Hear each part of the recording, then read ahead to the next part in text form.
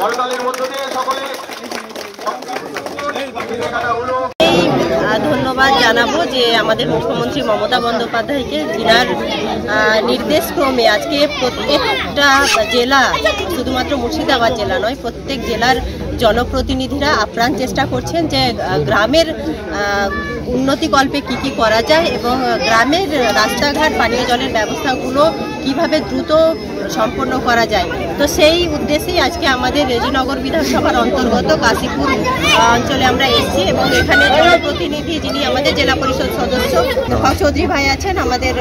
পূর্ত কর্মাধ্যক্ষ আছেন এবং আমাদের সম্মানীয় বিধায়ক সাহেব আছেন, আমাদের অন্যান্য পঞ্চায়েত সমিতির সদস্য বা গ্রাম পঞ্চায়েতের যারা সদস্যরা আছেন তারা প্রত্যেককেই আছেন। সর্বোপরি আজকে আমাদের বরাদ্দকৃত অর্থ হচ্ছে 1,53,00,000 টাকা এবং এই জেলা পরিষদের তত্ত্বাবধানে আমাদের এই কাশীপুর অঞ্চলের রাস্তার জন্য এখানে উপস্থিত হওয়া। এখানকার এলাকাবাসী খুব খুশি, আনন্দিত যে আজকে তাদের যে এই রাস্তা হচ্ছে সেই রাস্তার হয়তো জেলা পরিষদ করছে ঠিকই, কিন্তু তাদের যে জনপ্রতিনিধি এখানে তারা যেই মানুষটিকে ভোট দিয়েছিলেন আমাদের হক চৌধুরী ভাই, তিনার মানে আপ্রাণ প্রচেষ্টার জন্যই কিন্তু আমাদের এই রাস্তা আমরা করতে পারছি জেলা পরিষদের তত্ত্বাবধানে। আমরা কৃতজ্ঞতা প্রকাশ করব আবারও জেলা পরিষদের প্রত্যেক সদস্যবৃন্দের প্রতি, কারণ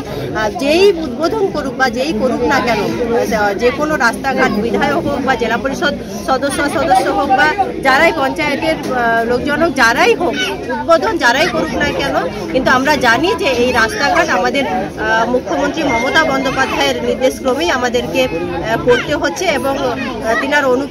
প্রেরণার জন্যই আমাদের এই গ্রাম অঞ্চলে এগিয়ে আসা এবং গ্রামকে এগিয়ে নিয়ে যাওয়া, এটাই আমরা বলব। ধন্যবাদ। বাংলা টুডে নাও